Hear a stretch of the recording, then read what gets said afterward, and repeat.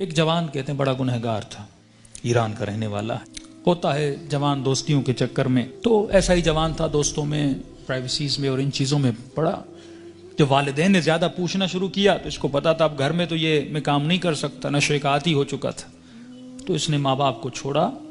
کہتا ہے میں اتنا بد اخلاق تھا، جب غصہ آتا تھا تو کبھی کبھی ماں کو بھی مارتا تھا، باپ کو بھی۔ جب نفس کی حکمرانی ہو جائے نا بندے پر تو ظالم بھی بن جاتا ہے۔ کہتا الگ میں نے فلیٹ لیا، ایک گاڑی تھی، میں اس سے مسافر اور پیسنجرز اٹھاتا تھا ایران میں، جو دن میں کمائی ہوتی تھی، رات کو نشہ، گناہ، فحاشی۔ کہتے ہیں محرم کا مہینہ شروع ہوا، ایام محرم آئے، 6 دن گزر گئے، میرے دوست نہیں آئے۔ میں نے فون کیا کیوں نہیں آئے، انہوں نے کہا کہ مصیبت کے دن ہیں، ایام ازاں ہیں، ہم گنہگار ہیں لیکن کم از کم 10 دنوں میں ہم احترام کرتے ہیں۔ تو کہتا میں غصے سے دوستوں کو آنے کی ضرورت نہیں ہے، میں نے گاڑی نکالی اور راستے کو جا رہا تھا، مسافر اٹھاتے اٹھاتے رات بہت لیٹ ہو گئی تھی، اس راستے پہ ایک میں نے لڑکی کو کھڑا ہوا دیکھا، اسے میں نے گاڑی میں بٹھایا، کہاں جانا ہے، کہا سیدھا جانا ہے۔ آگے چلتا گیا، اچانک نفس نے غلبہ کیا، گناہ نہیں کیا تھا اتنے دنوں سے، ذہن میں خیال آیا اکیلی خاتون گاڑی میں ہے، نیت گناہ کی، گاڑی کو میں نے موڑا۔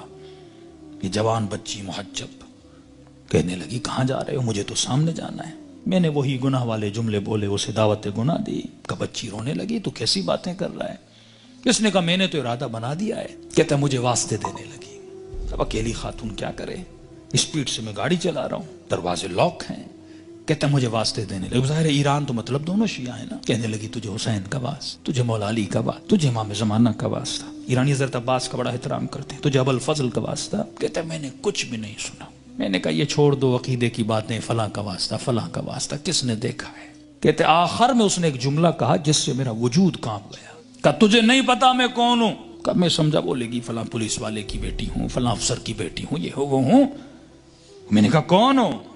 کہا میں سید زادی ہوں، تجھے واسطہ میری دادی زہرا کا، میرا ادب نہیں کرتا، میری دادی کا ادب کر۔ کہتے پتا نہیں ایسا کیا ہوا۔ میں نے گاڑی روک لی، میں نے کہا کہاں جانا ہے؟ کہا مجلس پہ جا رہی تھی، امام برگاہ پہ اتار دو۔ کہتا میں نے جا کے اتارا، پورے راستے میں خاموش رہا، سمجھ نہیں آ رہی تھی، ایک خوف سا میرے وجود پہ طاری ہو چکا تھا۔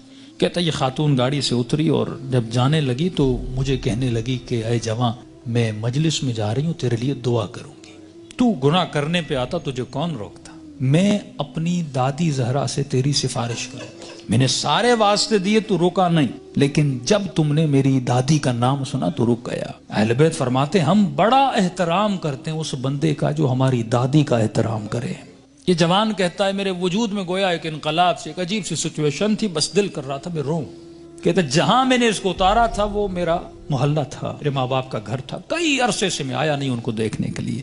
میں نے کہا اس بہانے سے جاؤں، ماں باپ سے مل کے آؤں۔ کہتا اب جیسے میں نے کچھائی کی تو اچانک ذہن میں خیال آیا، اب پاورفل ہوا، میرا روح پاورفل ہوا، نفس کمزور ہو گیا، میں نے نفس کو مارا، اس کے گلے کو گھونٹا اور میں نے اپنے روح کی آواز کو سنا تھا۔ اب اچانک میرا روح پاورفل ہوا، میں گھر کی طرف گیا، گھر کا دروازہ کھولا، اندر گیا، گھر میں کوئی نہیں تھا۔ کہتا میں نے ٹی وی کھولا، اتفاق سے ٹی وی پر ایک ایرانی ذاکر کربلا کے مسائب پڑھ رہا تھا۔ کہتا میں سن بھی رہا تھا، رو بھی رہا تھا، اور اچانک جب میں نے چینل بدلا تو جنت البقیع دکھایا جا رہا تھا، سیدہ کی ٹوٹی ہوئی قبر دکھائی جا رہی تھی، اور ذاکر بتا رہا تھا کہ نبی کی بیٹی اتنی مظلوم ہے کہ اس کی قبر کا کوئی نشان بھی نہیں ہے، ہمارے گھروں پر بھی چھتوں کا سایہ ہے لیکن نبی کی اولاد کی قبروں پر کوئی سایہ نہیں ہے۔ اس نے سارے مسائب پڑھنا شروع کیے، اتنے درد بھرے مسائب، کہتا میرا دل پھٹنے لگا جب میں نے سنا اتنی بہترامی نبی کی بیٹی کی۔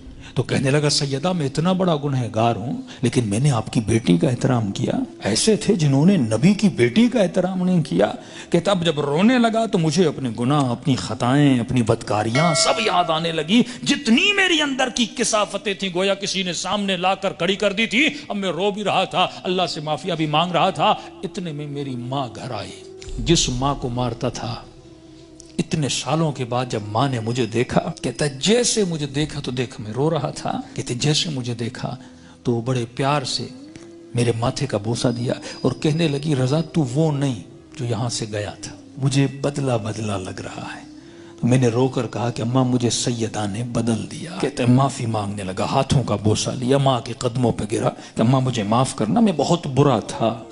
جب میں زیادہ رونے لگا تو ماں نے کہا بیٹا یہاں نہیں رو، امام بارگاہ میں مجلس ہو رہی ہے، معصوم کا فرمان ہے کوئی بھی دنیا کی مصیبت آئے نا ایسے نہ رویا کرو، بیوی چھوڑ کے جاتی ہے، بچے بدتمیزی کرتے ہیں، رزق میں پریشانیاں آتی ہیں، بندے کا دل کرتا ہے روم، کہتے ایسے اپنے آنسوؤں کو ضائع نہ کیا کرو، ذکر حسین کو یاد کیا کرو، مصیبت اہل بیت کو یاد کیا کرو، ان آنسوؤں کی قیمت بڑی ہے، ان کو ایسے ضائع نہ کیا کرو، غم حسین میں، مناجات خدا میں، توبہ میں بہایا کرو۔ تو ماں نے کہا حسین کی مجلس میں جاؤ، کہتا ہے اتنے سالوں کے بعد جب محلے میں گیا تو محلے داروں نے دیکھا ارے وہ جوان جو اتنا گمراہ تھا آج ذکر حسین میں رو رہا ہے، اس کی زندگی میں انقلاب بپا ہو گیا۔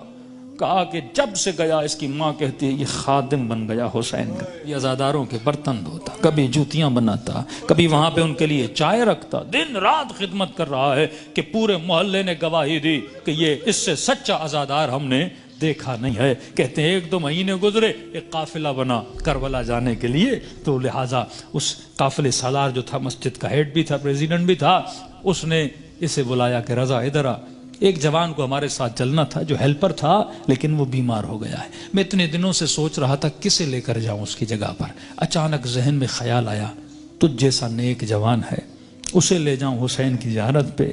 کہتا جیسے میں نے سنا میں رونے لگا، میں نے کہا مولا حسین کچھ دن نہیں ہوئے آپ کے قافلے میں آیا ہوں، اتنی جلدی آپ نے مجھے اپنی زیارت پہ بلا لیا۔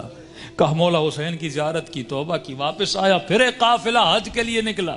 کہ رضا قافلے والے اور محلے والے بول رہے ہیں جب تک یہ جوان چلے گا تو ہم چلیں گے، کیونکہ ہم نے اس سے اچھا خادم نہیں دیکھا، اس سے اچھا محبت کرنے والا نہیں دیکھا۔ کہ تب تو پاؤں سے زمین نکل گئی کہ سیدہ اپنے بیٹے کی زیارت بھی کروائی، اب اپنے جنت البقیع بھی مجھے بلا لیا۔